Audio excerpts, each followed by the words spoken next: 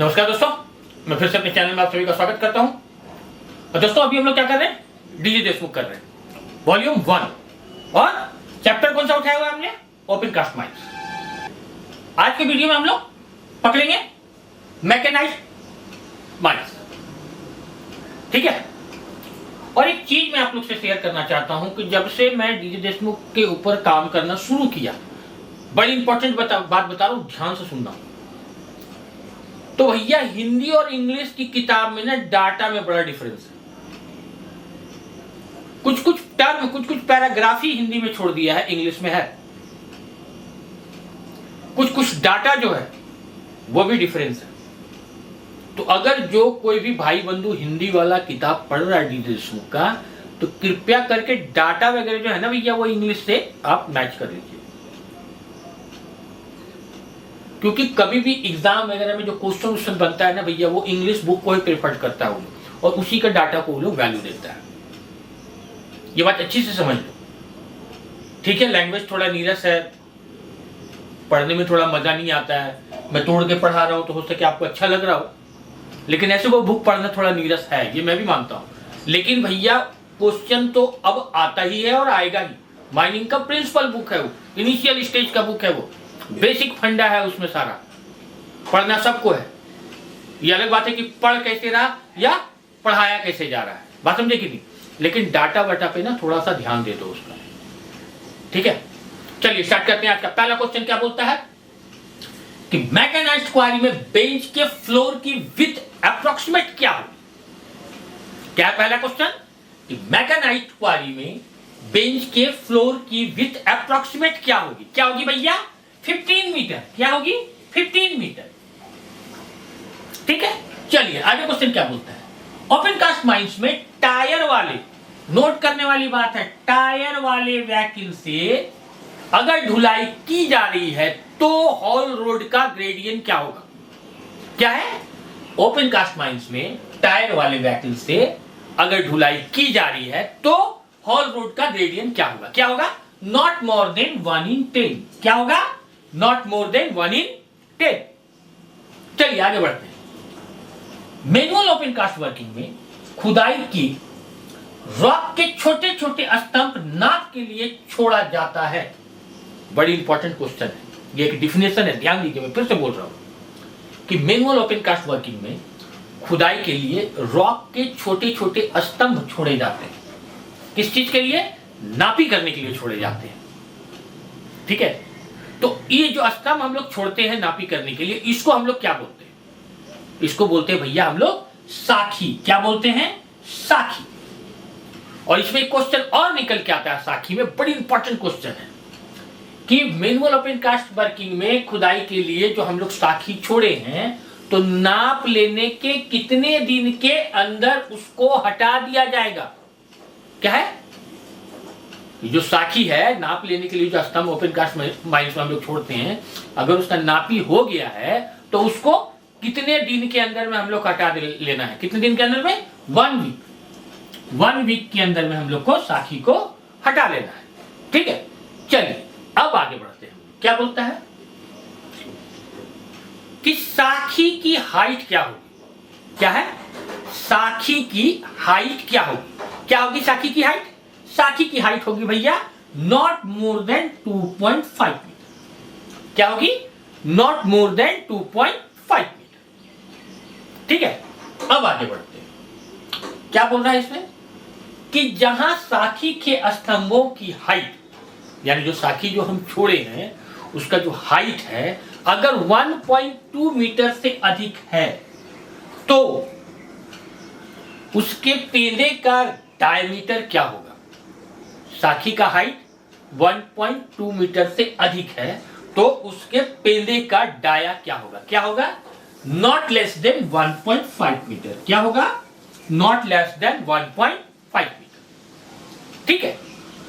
अब आगे बात करते हैं हम लोग कि मैनुअल ओपन कास्ट वर्किंग में मजदूरों के एक टीम में मिनिमम कितने मेंबर होंगे।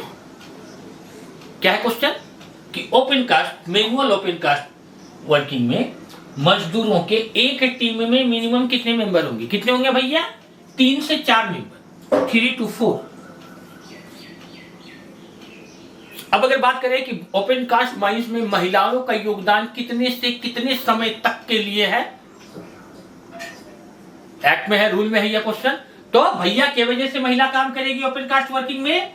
सुबह 5 बजे से लेकर संध्या 7 बजे तक, यही है ना। महिलाएं सुबह 5 बजे से लेकर संध्या 7 बजे तक ही ओपन कास्ट माइंस में काम कर सकती है। ठीक है, चलिए अगला क्वेश्चन क्या बोलता है कि मैनुअल ओपन कास्ट में एक टीम को कितना एरिया दिया जाता है। अब देखिए ये जो क्वेश्चन है ना, डीजे देशमुख की यही विशेषता है। ईसीएल के एग्जाम के बाद जो हमारा जो तैयारी का जो धर्रा था कि भैया रेगुलेशन पढ़ लिए, एक्ट पढ़ लिए, सर्कुलर पढ़ लिए, जाके एग्जाम क्लियर किए, तो इस जब आप बुक को पढ़िएगा तो इस तरह का छोटा छोटा क्वेश्चन निकल के आएगा। आप बोलिए तो कहीं पढ़े ही नहीं, लेकिन ये है। जब आप डिटेल में डीजे देशमुख को छानिएगा ना तो इस तरह का क्वेश्चन बहुत निकल के आएगा जो आप बुक में ढूंढते रह जाइएगा। ठीक है, चलिए क्या है क्वेश्चन कि मैनुअल ओपन कास्ट में एक टीम को कितना एरिया दिया जाता है। क्या है क्वेश्चन कि मैनुअल ओपन कास्ट में एक टीम को कितना एरिया दिया जाता है। कितना area? 4.5 meter into 4.5 meter square, 4.5 meter लंबा, 4.5 मीटर चौड़ा, इतना ही एरिया एक टीम को open manual open cast working में दिया जाता है। ठीक है, चलिए अब ये सवाल आता है कि ये जो टीम है, इस टीम से एवरेज आउटपुट पर वर्कर इन सॉफ्ट रॉक और अर्थ अबाउट, यानी ये जो टीम है इसका एवरेज आउटपुट फॉर पर वर्कर कितना आएगा? कितना आएगा भैया? 2.1 क्यूबिक मीटर पर डे। कितना आएगा? 2.8 क्यूबिक मीटर पर डे आएगा भैया। जो open manual open cast working में जो टीम होगा उसको कितना एरिया दिया जाएगा? 4.5 मीटर इंटू 4.5 मीटर, और उस टीम का एवरेज पर वर्कर जो निकलेगा आउटपुट वो कितना निकलेगा? 2.8 cubic meter per day. Clear? चलिए आगे बढ़ते हैं। अब बात करते हैं हम लोग कुछ मैनुअल ओपन कास्ट वर्किंग का, ड्रिलिंग, ब्लास्टिंग, इन सबों से क्वेश्चन लेते हैं। ठीक है, पहला क्वेश्चन क्या निकल के आएगा देखिए कि मैनुअल ओपन कास्ट में ड्रिलिंग के लिए, मैनुअल ओपन कास्ट वर्किंग में ड्रिलिंग के लिए कौन सा ड्रिल इस्तेमाल करते हैं? कौन सा? Compressed air hammer drill. कौन सा? कंप्रेस्ड एयर हैमर ड्रिल या जैक हैमर ड्रिल। ठीक है, आगे बढ़ते हैं, अगला क्वेश्चन लेते हैं। मैनुअल ओपन कास्ट माइंस में ड्रिलिंग रॉड कैसा होगा भैया? कैसा इस्तेमाल करते हैं हम लोग मैनुअल ओपन कास्ट माइंस में? जो हम लोग ड्रिलिंग के लिए जो रॉड इस्तेमाल करते हैं वो कैसा होगा? वो होगा भैया हेक्सागोनल। कैसा होगा? हेक्सागोनल। और क्या एक विशेषता होगा? वो होगा स्टील का रॉड, और नीचे में क्या होगा? विथ चैसिलिड, नीचे में छेनी टाइप का जुगाड़ बना हुआ है। ठीक है, मैनुअल ओपन कास्ट माइंस में हम लोग ड्रिलिंग के लिए जो रॉड लेंगे वो कैसा होगा? हेक्सागोनल होगा, और किस चीज का बना होगा? स्टील रॉड होगा, और उसके नीचे में क्या होगा? चेल्सी ईंट, यानी छेनी टाइप का जुगाड़ होगा। ठीक है, चलिए दूसरा क्वेश्चन क्या बोलता है कि मैनुअल ओपन कास्ट माइंस में कोल के होल के बीच का इंटरवल, क्या बोल रहा है? मैनुअल ओपन कास्ट माइंस में कोल में होल के बीच का इंटरवल, यानी spacing of hole in coal, spacing of hole in coal क्या होगा भैया? तो वो होगा 1.5 metre to 2.2 metre. Spacing of hole in coal कहां पे? मैनुअल ओपन कास्ट माइंस में spacing of hole in coal क्या होगा? 1.5 मीटर टू 2.2 मीटर। क्लियर? चलिए अब बात करते हैं मैनुअल ओपन कास्ट माइंस में कोल में होल की डेप्थ क्या होगी? क्या क्वेश्चन कि मैनुअल ओपन कास्ट माइंस में कोल में होल की डेप्थ क्या होगी? क्या होगी? 1.2 मीटर से लेके 2 मीटर तक हम लोग होल करते हैं। कितना? 1.2 मीटर से 2 मीटर, 1.2 मीटर से 2 मीटर तक। किसमें? कोल में होल की डेप्थ। ठीक है, चलिए आगे बढ़ते हैं। मैनुअल ओपन कास्ट माइंस में कोल में per KG of high explosive, अच्छा क्वेश्चन है, ध्यान से सुनिए। मैनुअल ओपन कास्ट माइंस में कोल में per KG of high explosive like special gelatin, percentage कितना होगा?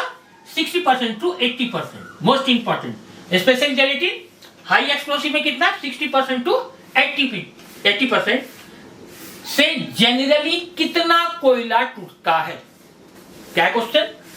मैनुअल ओपन कास्ट माइंस में कोल में per KG of high explosive like special gelatin कितना परसेंट? 60% टू 80% अगर हम यूज करते हैं तो जनरली कितना कोयला टूटता है? कितना कोयला टूटेगा? 10 टू 12 टन। कितना टूटेगा? 10 टू 12 टन। ठीक है, चलिए आगे बढ़ते हैं। मैनुअल ओपन कास्ट माइंस में एवरेज लोडिंग परफॉर्मेंस पर लोडर क्या होगा? मैंने पहले ये क्वेश्चन में कहा था ना कि जो मैनुअल ओपन कास्ट माइंस है उसमें हम लोग क्या करते हैं? हॉलेज और लोकोमोटिव का इस्तेमाल करते हैं। अगर हॉलेज और लोकोमोटिव इस्तेमाल हो रहा है मतलब टब गाड़ी लोड हो रहा है ना भाई, तो एक लोडर कितना टब गाड़ी लोड करेगा? कितना करेगा? लगभग 4 टब गाड़ी, नियरली 4 टब। नियरली कितना करेगा? 4 टब। और वो जो टब होगा उसका साइज क्या होगा भैया? वो साइज होगा 1.1 क्यूबिक मीटर कैपेसिटी का होगा। कितना होगा? 1.1 क्यूबिक मीटर कैपेसिटी का होगा। ठीक है, चलिए अब आगे बढ़ते हैं हम लोग और आते हैं मैकेनाइट ओपन कास्ट माइंस की तरफ। यहां से हम लोग शुरू करते हैं मैकेनाइट ओपन कास्ट माइंस। ठीक है, चलिए पहला क्वेश्चन क्या आता है कि मैकेनाइट ओपन कास्ट माइंस में एचईएमएम का जो यूज है वो कब से किया जा रहा है? क्या है क्वेश्चन? कि मैकेनाइट ओपन कास्ट माइंस में एचईएमएम का यूज हम लोग जो कर रहे हैं वो लगभग कब से कर रहे हैं? तो भैया लास्ट 50 ईयर से कर रहे हैं। कब से कर रहे हैं? लास्ट 50 ईयर से हम लोग ओपन कास्ट माइंस में एचईएमएम का यूज कर रहे हैं। अगला क्वेश्चन क्या बोलता है कि मैकेनाइट ओपन कास्ट माइंस में जहां जलोढ़, सैंड और सॉफ्ट रॉक्स का ऊपरी मलबा हो, क्या क्या है? जलोढ़, सैंड और सॉफ्ट रॉक का ऊपरी मलबा हो, वहां किस एचईएमएम का यूज किया जाता है? किसका करेंगे भैया? वहां पर हम लोग करेंगे ड्रैगलाइन का यूज। वहां क्या करेंगे? ड्रैगलाइन का यूज करेंगे। ठीक है, चलिए आगे बढ़ते हैं। अगला क्वेश्चन बड़ा अच्छा क्वेश्चन है, ध्यान से सुनिए। स्मॉलर डीपर सॉवेल का साइज क्या होता है? क्या क्वेश्चन? स्मॉलर डीपर सॉवेल का साइज क्या होता है? क्या होता है? Up to 3.5 cubic meter bucket size. कितना होगा? Up to 3.5 cubic meter bucket size. और यह किससे चलेगा? डीजल ड्राइव होगा, यानी डीजल से चलेगा। तो स्मॉलर डीपर सॉवेल का साइज क्या होगा? Up to 3.5 cubic meter bucket size. ठीक है, चलिए आगे। स्मॉल मशीन के लिए वोल्टेज कितना चाहिए या कैसा होना चाहिए? स्मॉल मशीन के लिए कितना वोल्टेज चाहिए भैया? 400 से 500 वोल्ट। कितना? स्मॉल मशीन के लिए 400 से 500 वोल्ट। अब अगला क्वेश्चन क्या बोलता है कि बड़ी मशीन के लिए कितना वोल्टेज चाहिए हमको, या कितना चाहिए हमको करंट पावर? तो बड़ी मशीन के लिए क्या चाहिए? हाई टेंशन 3300 से 6600 वोल्ट। कितना चाहिए? बड़ी मशीन के लिए कितना वोल्टेज चाहिए? हाई टेंशन 3300 से 6600 वोल्ट, यानी 3300 टू 6600।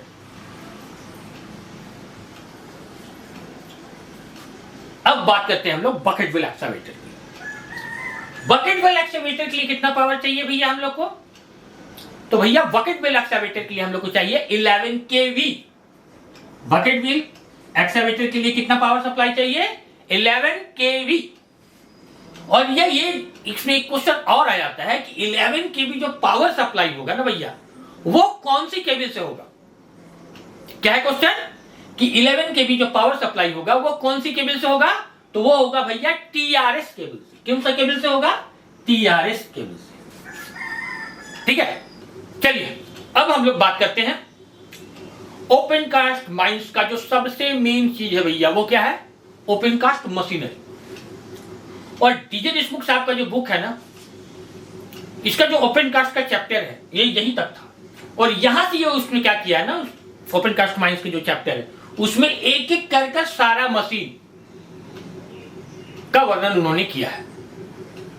तो हम भी उसी तरह से पकड़ते हैं ओपन कास्ट माइंस को, ठीक है। अब हम लोग बात करते हैं बुलडोजर या डोजर। बुलडोजर या डोजर, भैया ये बुलडोजर और डोजर मशीन है ना, इसके बारे में एक आम कहावत है हम लोग का माइनिंग भाषा में, और वो ये है भैया कि कोई खदान कितना पावर में, कितना बड़ा है, कितना बढ़िया कंपनी है, उसकी विशालता, उसका प्रोडक्शन क्या है, तो बस खाली इतना पूछ लीजिए वहां पे कि भैया डोजर कितना पावर का है, बस। ओपन कास्ट माइंस का विशालता अगर जानना है तो वहां पर एक ही सवाल कीजिए कि भैया आपके यहां डोजर कितने पावर का चल रहा है, कौन सा डोजर चल रहा है। ऐसा कहा जाता है कि ओपन कास्ट माइंस का कामयाबी और नाकामयाबी में डोजर का प्रमुख रोल होता है, ठीक है। तो चलिए हम लोग बात करते हैं डोजर की। सबसे पहला क्वेश्चन क्या है कि डोजर किससे चलता है भैया, इलेक्ट्रिक से या डीजल से? तो पहला क्या है, डोजर भैया चलेगा डीजल से। किससे चलेगा? डीजल से।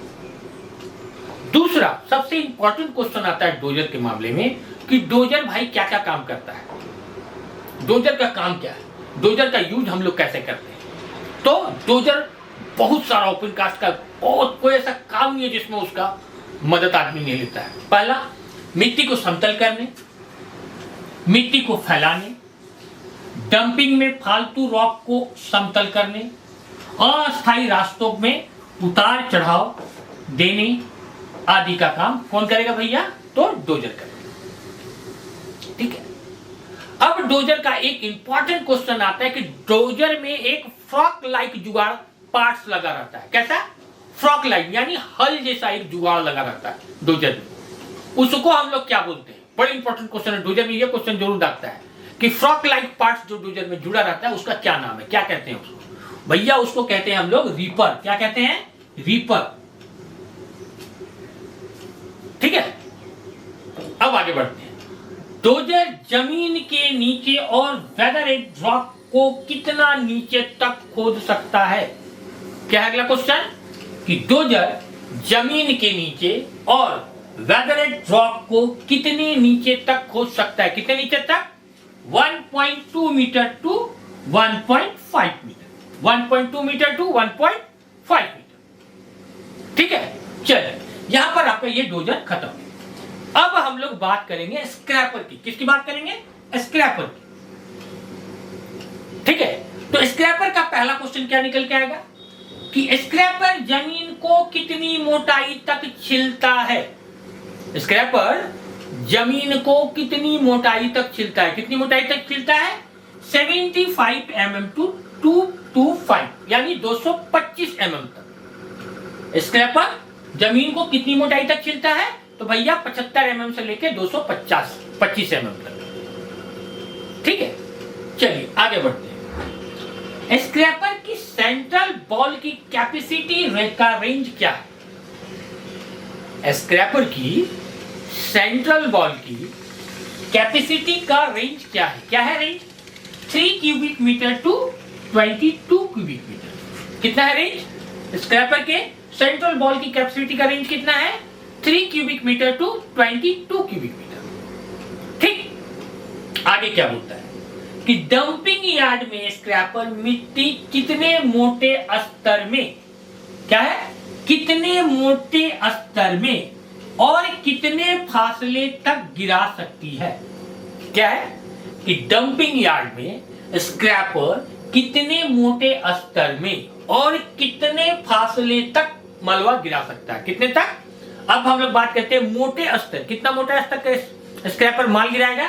तो 150 mm से लेके 250 mm मोटा स्तर तक माल स्क्रैपर गिरा सकता है। और जहां तक फासले की बात करें, कितने फासले तक गिरा सकता है? तो 30 मीटर से लेके 70 मीटर तक के फासले में स्क्रैपर माल गिरा सकता है, ठीक है। कितने मोटे स्तर पे माल गिराएगा? तक माल गिराएगा, तो 150 mm से लेके 250 mm तक।